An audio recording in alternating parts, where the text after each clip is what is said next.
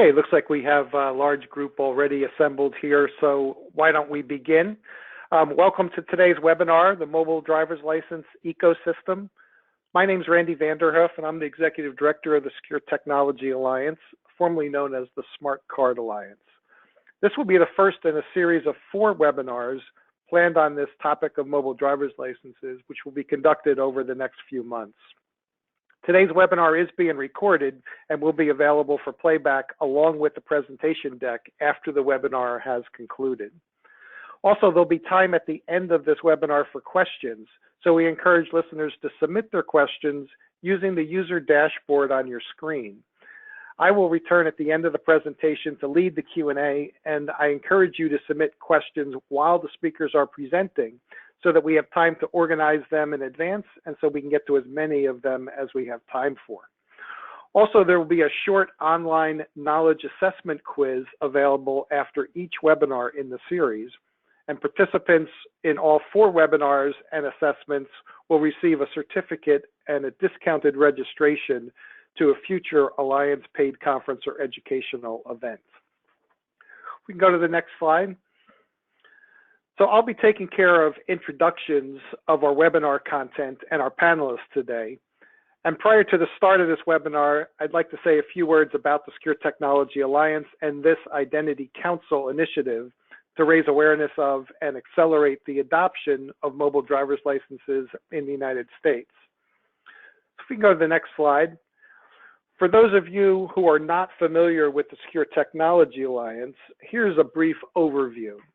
So the mission of the Alliance is, as a nonprofit multi-industry association that's working to stimulate the understanding, adoption, and widespread application of secure solutions.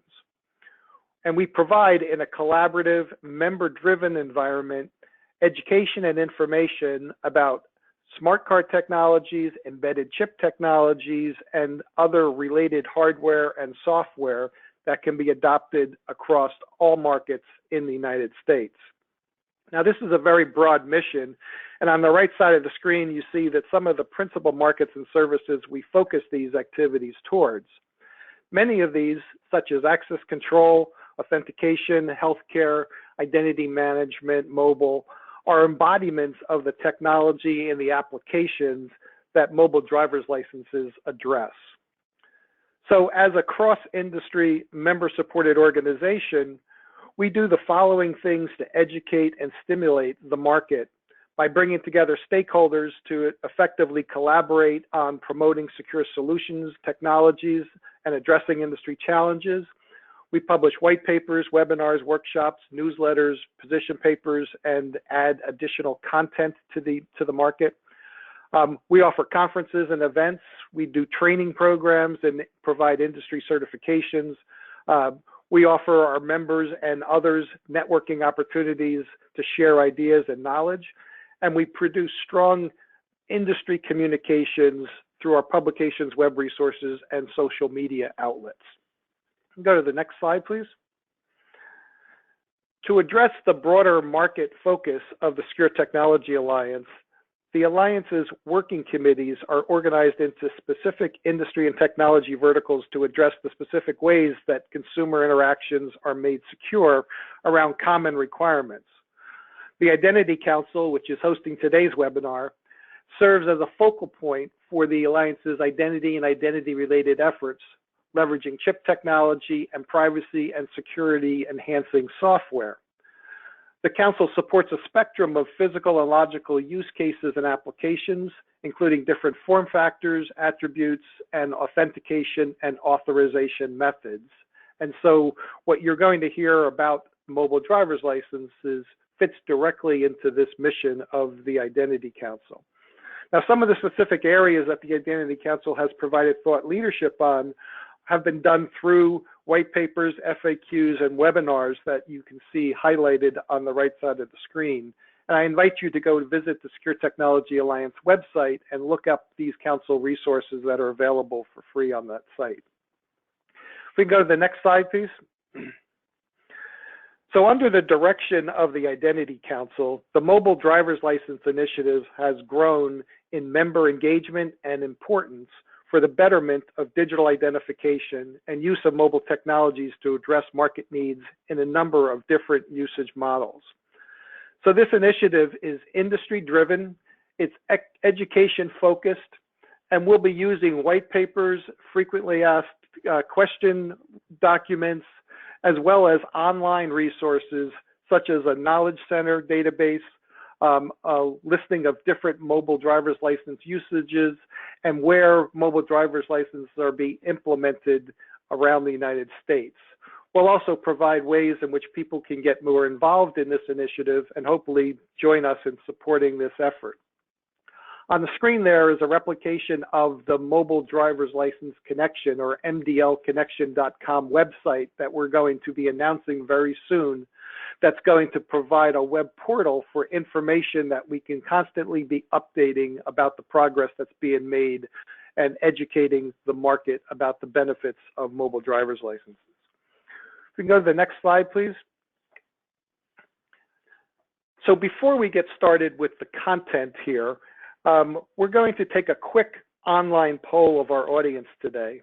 And we'd like each of you to take a second and select which stakeholder category or business interest best describes your personal interest in mobile driver's licenses. We'll pause for a few seconds now and give everyone time to make their selection, and then we'll display the results and discuss it.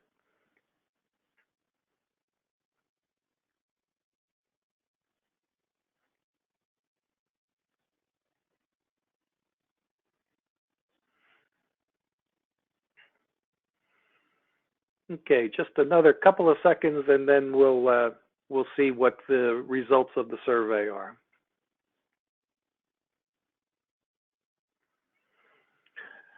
Okay, seems like we have a large representation of people identifying with the technology and the identity and security technologies, which are great because that's going to be providing a lot of the basis for what the work of the Identity Council and this Mobile Drivers Initiative is intended to do. But I see we also have folks from the government and from potential end users and adopters, as well as the standards bodies. So they are going to play an important role in this as well. So if we could move to the next slide, please. So with that, I'll introduce the Alliance and Identity Council. After I've introduced the Alliance and the Identity Council, let me introduce today's webinar panelists. So we have with us today Jeff Slagel, who is Director of Identity Management for AMVA. And Jeff has been working in and around AMVA community for 23 years and currently watches over the association's identity management efforts, which focus on the mobile driver's license. Mike McCaskill is Chief Administrative Officer for the Florida Highway Patrol. And Mike has been a member of the AMVA Joint mDL Working Group since it was established and has been the chair since December of 2017. Also joining us is David Celts, who's Director of Product Development for Mobile ID at Get Group North America. And David leads Get Group's mobile ID development efforts and has spent the last 5 years bringing a trustworthy mobile driver's license to life through his work in the ISO 18013-5 working group and in several mobile driver's license pilots. And a reminder to listen closely to these presentations today and take a short knowledge assessment quiz at the end to earn your certificate. Go to the next slide. So now let me hand things off to our first presenter, Jeff Slagel, and he is one of the best subject matter experts on mobile driver's licenses in the country, and we're fortunate to have him with us today. So Jeff? Randy, thank you very much. Good afternoon, everybody. My name is Jeff Slagel, and I'm privileged to serve in the role of Director of Identity Management for the American Association of Motor Vehicle Administrators, or AMVA. Next slide, please. We're a nonprofit trade association that represents as its principal membership the motor vehicle authorities in the US and Canada. This is primarily in the form of the DMVs and state and provincial law enforcement agencies. AMVA also has a very large and diverse associate membership that it's very proud of, made up of primarily industry who assists the principal membership with products and services that support their operations. We also work very closely with the federal government, especially in the U.S. AMVA has a long-standing relationship and programs with the Departments of Transportation, Justice, Homeland Security, Defense, and Commerce. We've also worked with and have programs connected to the Social Security Administration. AMVA is also very proud of the work that it's done with other coalitions and associations like the Secure Technology Alliance. For several decades, AMVA has been actively involved in standardization, to even include having been an accredited standards developer through ANSI for one of their first ever continuous maintenance standards, which had focused on data used in traffic record systems. Next slide, please. I'd like to briefly summarize at a high level what we're talking about when we use the term mDL, or mobile driver license. I'd also like to dispel some common misconceptions. The issuing authorities in the US and Canada are where the functional needs came from, and then I'd like to round out the overview by providing a peek into the work that is happening around the planet. Next slide, please. In the simplest terms possible, an mDL is the electronic data carried on a mobile device that represents a physical DL credential that would have been issued to that individual. To put it slightly differently, an mDL is trustable data that proves someone is who they claim to be, can prove they're being bound to that trustable data, and has the associated privileges. In the case of a driver license, the privilege to drive. When asked what does an mDL look like, the answer is you can't really see it because it's the zeros and ones being carried, transmitted, and verified. Next slide. What we've struggled with from the very beginning with our work is the inclination to render a photo or image of a credential and then subject the relying party communities to the roulette of whether what they're seeing is trustable. Cutting to the chase, we didn't want to perpetuate the issues we have in the physical credential realm, much less make the situation even easier for those with the intent to commit an ID-related crime. Next slide, please. The functional requirements are really the what an mDL is, and my fellow panelists will be diving deeper into this as well as looking at the how. At the outset, we've had both security and privacy in mind. Far better to integrate those into every step along the way than to finish the work and then wrestle with how do you make things secure and privacy-centric. Next, mDLs need to confirm the holder's identity. They also need to convey whatever the associated privileges are. In this case, to drive. They also need to be trusted. They need to be interoperable. From the very beginning, the jurisdictional folks that led the way in this knew that if they created mDL solutions that only work within their own jurisdictions, that it would not be accomplishing what they'd set out to do. Not only should it work outside of the issuing state or province, ideally it will work anywhere around the world. They need to promote data minimization. The holder should not have to overexpose their personally identifiable information. They should be in control of how much information they release and to whom. mDLs will ultimately work both in person-to-person scenarios as well as a person-to-a-kiosk, online, or other unattended scenarios. mDL holders need to be able to remove the credential, and issuing authorities need to be able to keep the credential attributes updated. For example, a change of address, a change in status, the addition or removal of an endorsement and/or restriction. And lastly, they need to be able to work without an online capability. Next slide, please. The mDL standardization has been going on for many years, and a significant list of countries have been actively participating. The heart of the work has really been done inside of ISO SE 17WG10. In the last couple of years, the ISO committee that's working on mobile identity, which is SE 17WG4, has joined forces and has taken up the mDL use case as their first primary area of focus. Next slide, please. From a motor vehicle authority perspective, AMVA was quite pleased that there are so many other geographic regions that are working cooperatively on aligning to the work of ISO.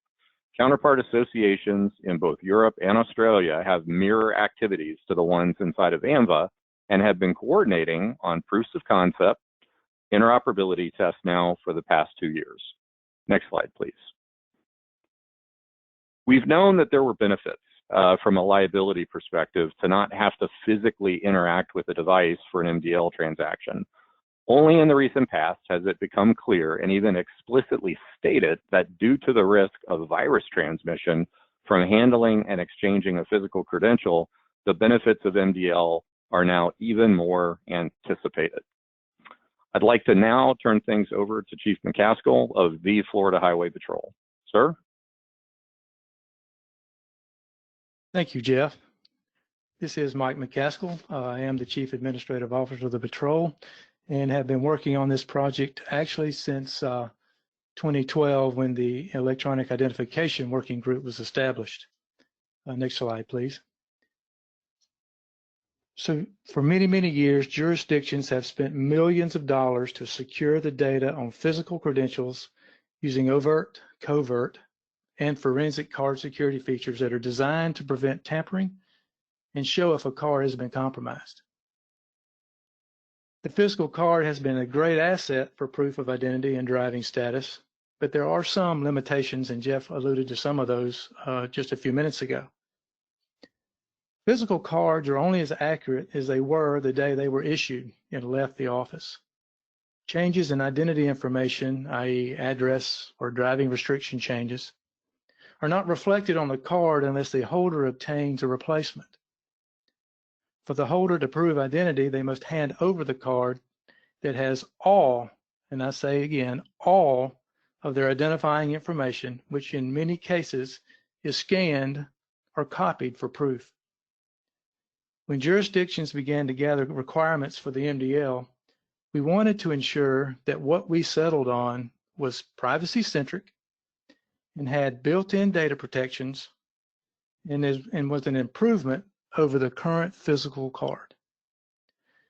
These are designed to be foundational and be foundations of an mDL solution that is provided by our vendor community. This also leaves room, though, for customization by the vendor community or the issuing authorities.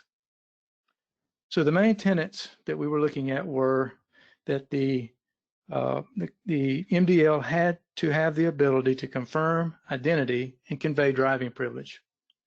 This is the backbone of a driving credential. You need to know who the person is that has the credential and whether or not they're allowed to drive the vehicle they're in or at the time they're driving. I know this is an obvious thing, but when you're gathering requirements, you have to state everything so that you don't miss something.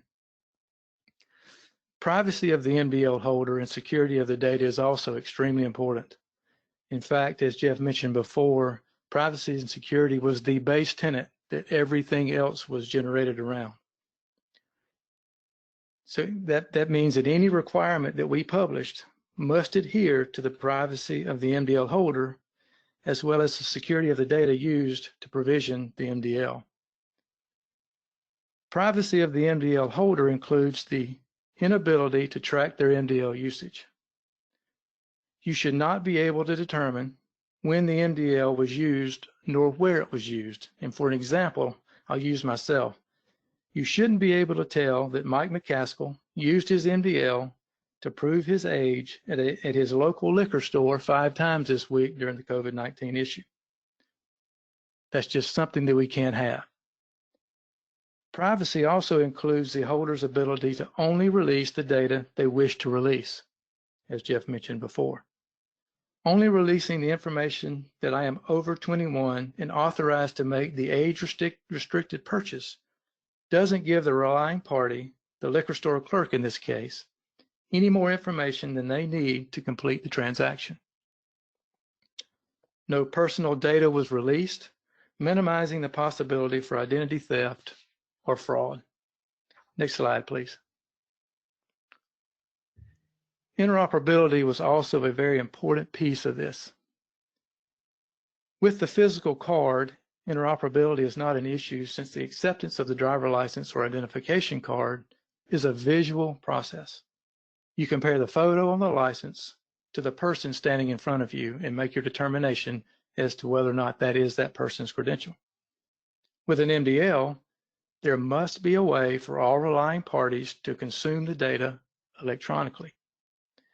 This is accomplished by solutions following the ISO 18013 Part 5 standard.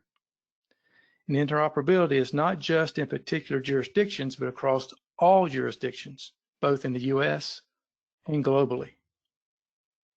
The credential must be trustable. The relying parties must be able to trust the mDL. Trust that the mDL was issued by the issuing authority. Trust that the data is authentic and can validate the data with the issuing authority if needed, if the need arises. And these would be in cases where you have high dollar transactions in a bank or purchases of controlled substances in a pharmacy. The mDL also has to be able to work offline. This is especially important in a law enforcement arena where law enforcement are in remote areas without cellular coverage. There are instances where either the mDL or the reader are not connected to a network and therefore cannot validate data with the issuing authority. In these cases, the ability to validate that data, that the data was issued to the holder by the issuing authority, is still a main requirement. And then we also have to have the ability to manage the mDL remotely. The data must be updated in real time, and any changes to an identity or driving privilege must be updated to the mDL when they are changed in the system of record. Therefore, we have the most up-to-date information sitting on the mDL at all times. Jurisdictions must have the ability to remove an mDL from a device if needed also. In the circumstance where an mDL was obtained under fraudulent circumstances, the jurisdiction needs to be able to remove that mDL upon notification. Next slide, please. In conclusion of all this, the requirements are the required elements for an mDL. If any one of these were left out of an mDL solution, it can't really be considered an mDL. Now I'll turn it over to David to talk about the more technical components of the mDL requirements.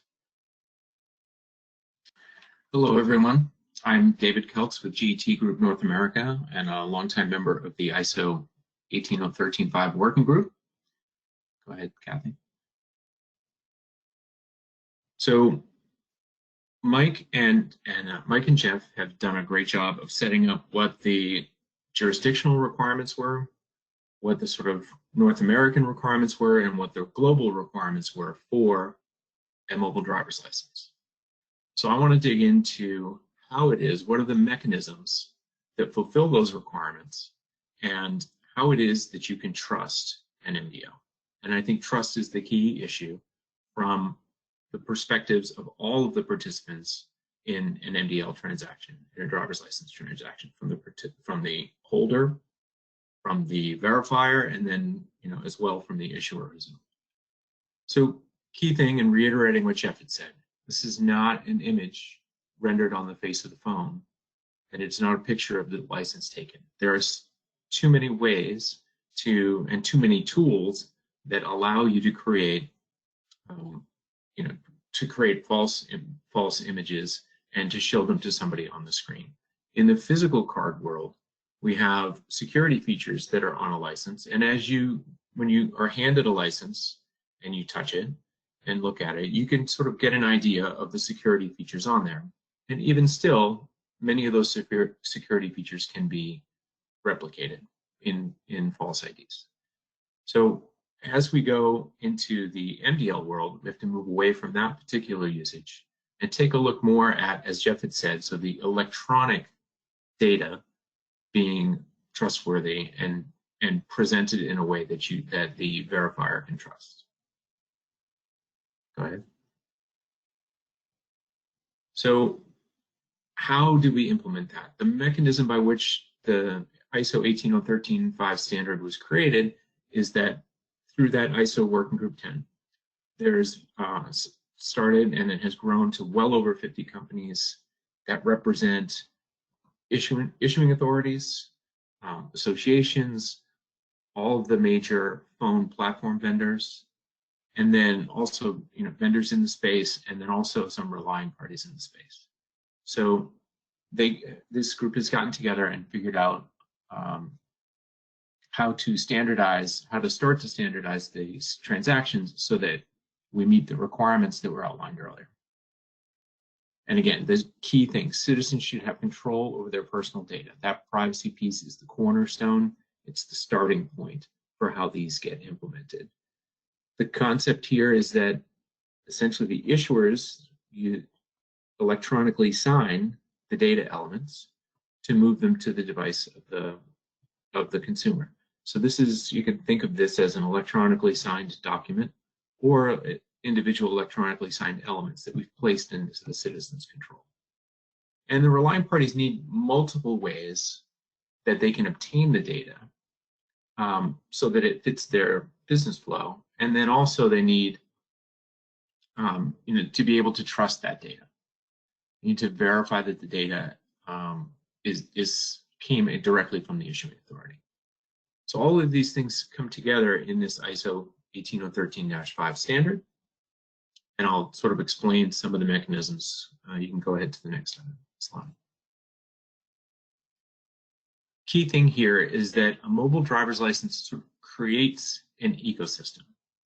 There's a lot of talk about identity ecosystems. This essentially creates ones. The issuing authority signs this data as being valid and provisions it to the citizen's mobile device. The citizen gains control of that, and the mDL holder or the user, and they have services that they want to request that require them to have a government-backed identity.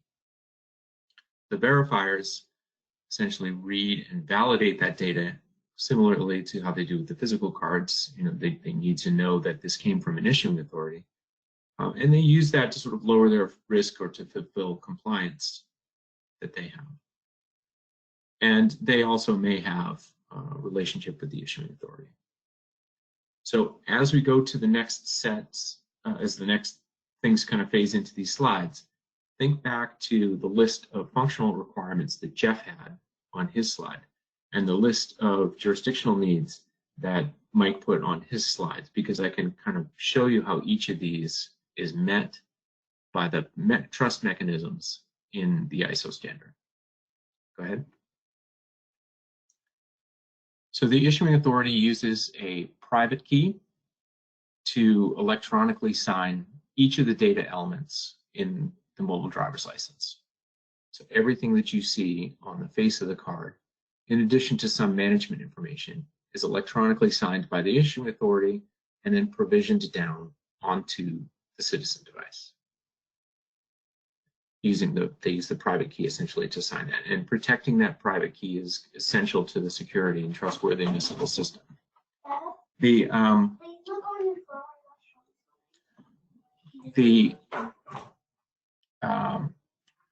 Sorry about that. It's homeschool time.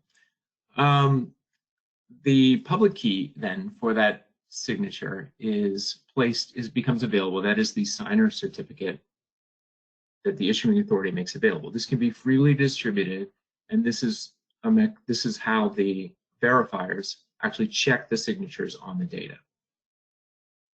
Go ahead. These signer certificates in groups can be distributed in what's called a master list. These master lists can be assembled by issuing authorities, by associations. You can get them from vendors. These master lists represent a collection of public keys from trusted issuers. Go ahead.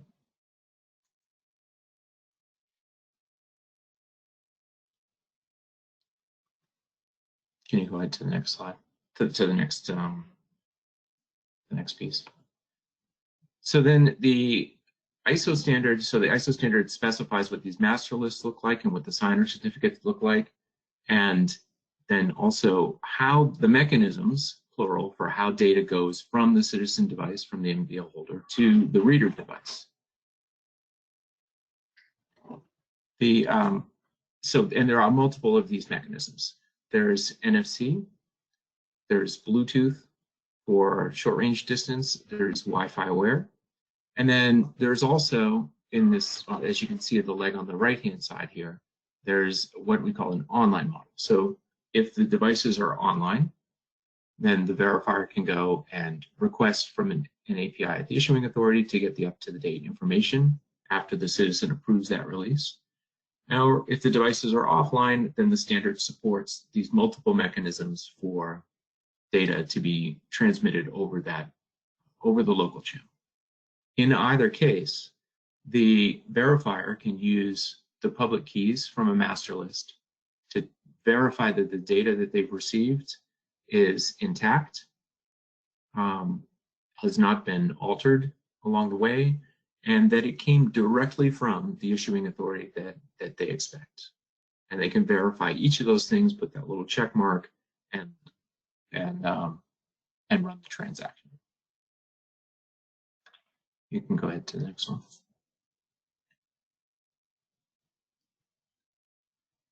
So when the ISO Working Group 10 was looking at how we fulfill the different use cases, we gathered together a list. It's really a subset of the things that we do with driver license and ID documents, daily or over the course of our lives. We had certain things that we wanted to be in scope, certain things that we wanted to sort of move quickly to the market with, and then other things that were future planned items. Key to any of these is what was said before, selective release of information or data minimization. This is the holder having control and the holder being able to approve the release of only those data elements that are required for any of these use cases above. So for instance, as with an age-restricted item, you don't necessarily need to know the name or the address of the person who's there purchasing. You simply need to know that it came from an issuing jurisdiction, that it's unexpired, that their age is over 21. So the standard allows for that minimization, allows for that consent to sharing the data at the request and release of the data. So there are certain things that are in fact out of scope in the ISO in this particular standard. Provisioning, deleting, or updating the data, while those are jurisdictional needs, they're not standardized in ISO 18013. They will be standardized in the future through another ISO standard 23220. But in day one, in this first release, they're not. That ability to show the driving privilege is not trustworthy, is not something that will be standardized, short of there being sort of a trusted screen execution environment, similar to the trusted computing execution environments, similar to being a trusted screen where nobody can kind of break into what's written on the screen. That will not be standardized. And then, so then we looked at, okay, all of these use cases, we can fulfill all of these use cases with what's called day one of the ISO standard, which includes the features that I talked about on the previous slide. The ability to use NFC or QR code to kick off a transaction, the ability to use NFC or Bluetooth or Wi-Fi aware for an offline transmission of the data, or the ability to use a web API or in fact OpenID Connect for the online. We can fulfill each of these use cases using those transmission mechanisms. And we've scoped this so that in the first day one release, it is expected that these will be attended operations. There will be a person who can take a look at the photo, see that the photo was signed by the issuing authority, and verify the identity of the person to that. We anticipate in day two being able to move towards an sort of unattended operation, being able to move towards having automated user authentication. And as well, the sort of distance is scoped down to those initial two NFC tap and the QR code reading that restricts the distance at which these can start down a little bit. And those are the concepts by which we're able to roll out this day one of the ISO standard, which is available now. You can download versions of it now, and then also the then as we're working on the day two, and that day one version should be finalized as a final international standard this year. You can see also, Kathy, you can move to the next slide. you can see also that these different interactions essentially create different ways that a verifier, a relying party, or reader device can interact with the customer. And they can interact in ways that fit the profile of the business that they have. A restaurant with a waiter or waitress at a table may want to consume an mDL in a little different manner than a point of sale at a liquor store where there's already a payment terminal that has NFC. And that may be different than law enforcement wants to at roadside stop. So since you can fit these different transactions into a standardized transmission mechanism, and you can trust the data, mDL can essentially start to revolutionize customer service for these identity transactions. And when you're able to distance these transactions, as Jeff alluded to really at the beginning, we can start to address some of the contactless identity transactions that are needed now in this sort of post-COVID-19 as we open up society. And the question is then, okay, is your company ready to rely on a mobile ID and to sort of reap the benefits of this new way of interacting with your customers for age-based transactions or identity-based transactions where a official government ID is required? You can go ahead to the next one. So with that as the basis, I'm just going to introduce you to Webinar 2. Webinar 2 essentially takes what I just described, right? Why you can trust, why there is cryptographic proof of the identity document, and sort of what we've covered in Webinar 1. We'll dig a little bit more into the mechanisms, online, offline, and the different data transmission that are used in the mDL standard, and then what that means for interaction modes and how you develop out your use case. How can you look at all of the requirements for your particular use case of how you want to consume ID? How can you break those down? There are tools that STA has put together, a template that we will release for defining these use cases. And Webinar 2 will cover essentially those interaction modes, the use cases, how you can use the use case template to define how you want to accept an mDL. And then as well, we'll have some relying parties with particular needs who can describe what their needs are so that you have examples of how to develop your acceptance of an mDL. I think that I turn it back to Randy. At this point, you can see there's a link down at the bottom, and it will also be in the follow-up emails so that you can register for Webinar 2. Yeah, thank you, David. And thank you also to Mike McCaskill and Jeff Slagel for their excellent presentations today. We do have a few minutes that we're going to take some questions from the attendees. But before we do that, if we could please go to the next slide, I'd like to bring up some additional information that's available to our audience after today's webinar. So I want to point out that we have some web resources that you can find additional information about mobile driver's licenses. The first one is the published white paper and frequently asked questions document that we released recently on the mobile driver's license and ecosystem that formed the basis for this webinar. We also have a knowledge center where we have additional content available, and I want to refer you to the Anza mobile driver's licenses resources website, as well as the International Standards Organization's specifications for personal identification mobile driver's licenses. That's available for those of you who are in the technology side that want to understand more deeply about what's been presented today regarding the day 1, day 2 sets of specifications. Also, you'll be able to go to the mdlconnection.com website, which is active right now, and we will be announcing in a major press release to the public next week. If we go to the next slide.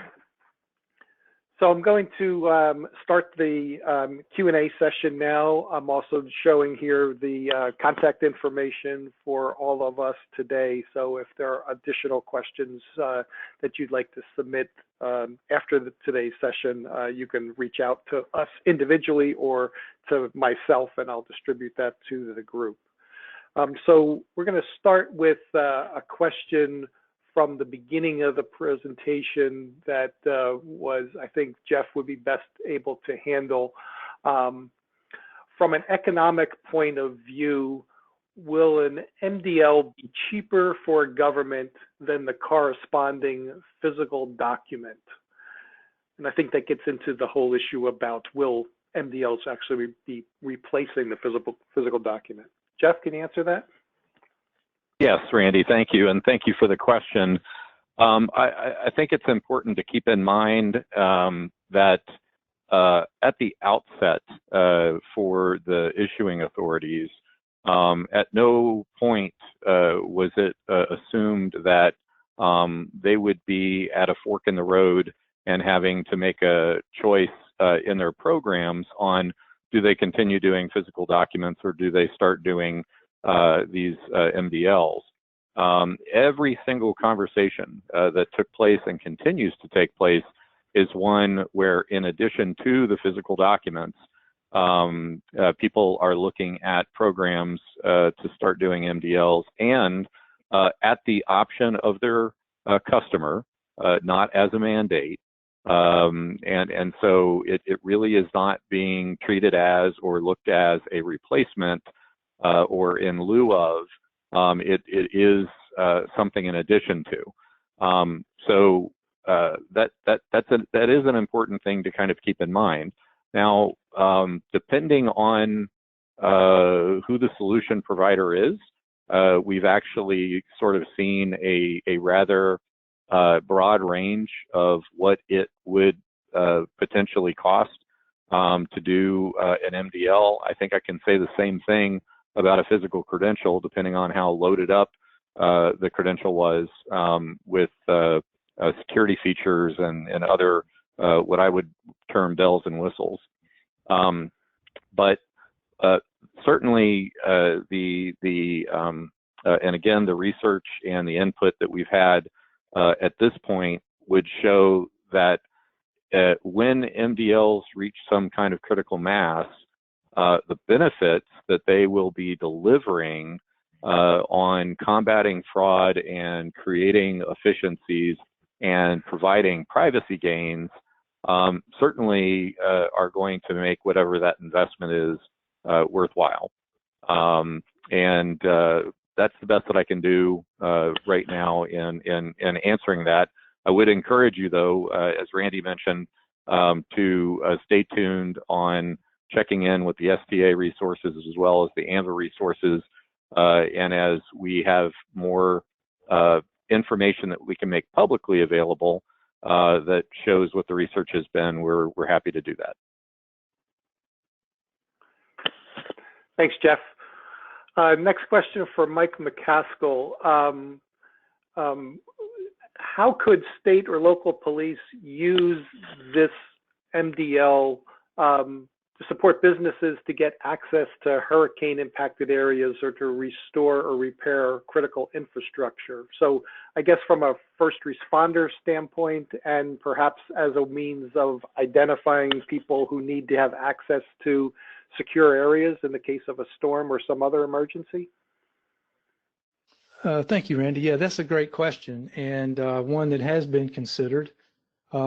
Right now, at least, and I can speak only for what we do in Florida, we do in disaster situations, we will issue temporary credentials to first responders, power companies, whomever's coming into Florida to help us restore. Hurricane Michael was a great example of this. And in order to do that, we have to go through a litany of things to get information from each company about who they're sending, what they're sending them for, get access through our federal and local and state partners. An mDL will actually streamline that process so that you already have who's supposed to be there and who is supposed to be there for which company. And all you're doing now is issuing the temporary credentials so that they can get into the disaster zones. And that process is much more streamlined, much quicker, and much easier on all the parties involved. So this will make it a much more streamlined process once mass adoption of the mDL is done, because you can actually use the already issued credential to that's been issued to the first responder as their entrance into the disaster area. And I hope that answers their question. Thank you, Mike. We have David Celts here. We have a technical question on security. Hold on one second. I had it and I lost it. Regarding the unattended use cases, how do you ensure that the person that uses the phone is really who they claim to be with regard to the presentation of the mobile driver's license? Okay, so in the day one of the ISO standard, there is the expectation that the portrait will be used to, you can check the signature on the portrait, and a human attendant can take a look at the portrait and take a look at the person and see that they're the same person. So that is the day one mechanism. You could, with this day one mechanism, also take that portrait, and the verifier at their own responsibility, right, could run a biometric check of the face to the person who's standing there. So there are mechanisms by which you could run unattended in day one. And then as we evolve this standard for the next version, we'll include the options for authenticating the user by means of the user's own device. Could be called selfie authentication, or through sort of other mechanisms that as part of the sort of ISO transaction flow. So hopefully that covers how you could do unattended in day one, and that will expand as we put the next version of the standard out. Thanks, David. Question for Jeff, and if others have information, they could share it as well. A couple of people have asked it about what states are currently underway in the form of either implementations or pilots, or are close to being able to issue mobile driver's licenses. Thanks, Randy, and thanks for that.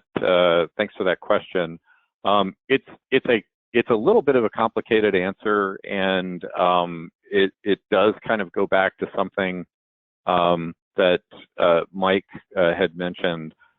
So when we talk about mDL, and we are talking about the work that has happened in the standards arena, those things that align to that is what the interest has been in, and what we have really been working with. Doesn't mean that there aren't other electronic initiatives that have been undertaken by other jurisdictions that are out there. And the way that I think that this has been best characterized is to say that there will be times where people see needs and that they feel like that they're in a position to do something in meeting them. And in doing so, for that particular need and under those particular circumstances, to feel as though it's worth whatever that investment is. There are a couple of those that are out there, and they have casually been referred to as an mDL because there are some similarities. But as Mike described, unless all of those conditions and those requirements are being met, with the biggest one being conformance to the work that's happened in an ISO, then they're not really an mDL in the sense of how we've been talking about. On Anza's website, we're in the process of making available a map that shows and details the status of proofs of concepts, pilots, studies, and implementations. And I'll also note that there also is quite a bit of work that is happening outside of North America with other countries that are now undertaking mDL programs, and they too are in those various stages. But right now, and Mike, I'm going to kind of bounce this off of you to see if the number sounds about right to your recollection.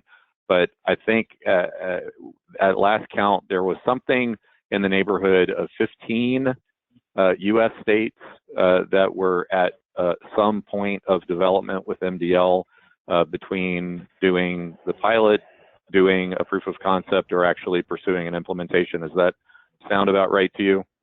It does, and that's a good number, Jeff. Okay.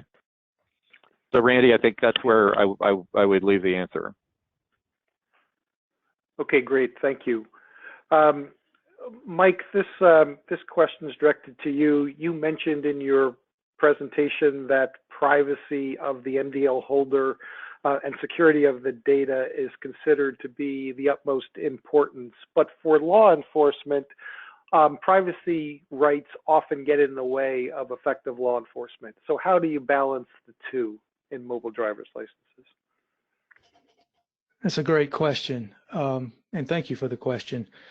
So there's two things that we need to keep in mind here when I answer this question. The first is, Jeff brought this forward just a few minutes ago. We are in an optional world with mDL at the moment. So with anyone who has implemented an mDL solution, the person who holds the mDL is also still required by most state law, and in fact, I think it's all state laws, that they carry their physical card, the plastic driver license. So in a law enforcement situation where a person refuses to hand over their mDL or to allow the officer to consume or read the mDL, the officer can ask for the plastic, just like they do today. That's not going to change. So for the foreseeable future, those two options will still be available. In a situation where the officer is asking for your license and you do provide the mDL, that the law enforcement officer is entitled to all of your data, and therefore there will be a part of the mDL solution would be that you would provide that data to the officer in the transaction. Yes, the mDL holder still gets to choose whether or not they do that at a traffic stop. But again, if they choose not to provide the mDL data, they're still required by law if a law enforcement officer asks to provide the plastic. So I don't see this precluding the privacy and security. Is not precluding the law enforcement officer from doing their job as they normally do today. Thank you, Mike. David, do mDLs work on all phones? And part two of that is, why is it important that the mDL support multiple digital data interfaces like NFC, Bluetooth, and QR code?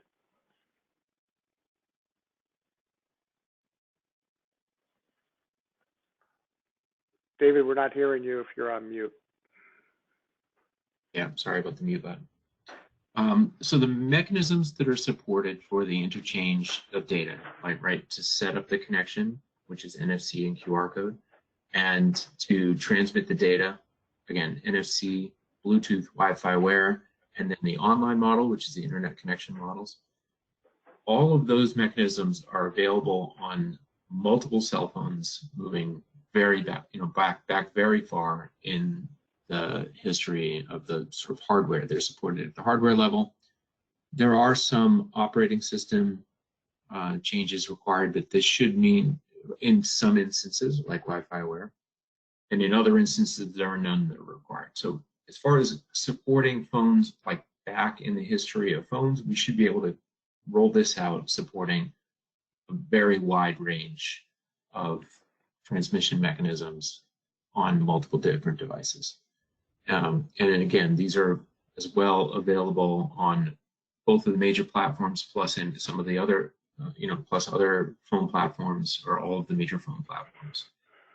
These mechanisms are available on each of them. And then since the platform vendors have been involved in the process of this standardizing these, they also have revisions. And you can see there are some posted public news about identity credential APIs for supporting these. So support should be very wide. The second part of the question, was why it's important to have the multiple different transmission mechanisms. And to me, it's very important to have those because the verifiers will have different scenarios in which they want to obtain the data and trust the data from the mDL. they've got existing equipment that they've put in place. They have security requirements for whether or not they can be connected to the internet at that point of service. So having the different profiles, and really more importantly, having all of the mDLs that roll out, issuers choosing mDLs that support all of these different transaction mechanisms, it sort of encourages the ecosystem, the usage to flourish, and allows the verifiers to choose how they will accept identity. Excellent. Thank you, David. And unfortunately, we are almost at the top of the hour here, and so I think we need to cut off our questions for this webinar. I want to thank all of our presenters and also the people who worked behind the scenes from the Identity Council for today's webinar. I want to thank our audience members for their attention and for submitting great questions. Mark your calendars for May 28th at 1 p.m. for when we host the second webinar that David mentioned in his presentation. Our contact information is above, and you can contact me directly if you have any feedback about today's webinar. Also, today's webinar has been recorded and it will be available for playback along with the presentation deck after the webinar is concluded. You'll receive an email with a link where you can listen to the recording and download the presentation. And please feel free to share this information within your organization or to others who could not participate in today's webinar. This concludes today's webinar. Thank you all, stay safe, and have a good day.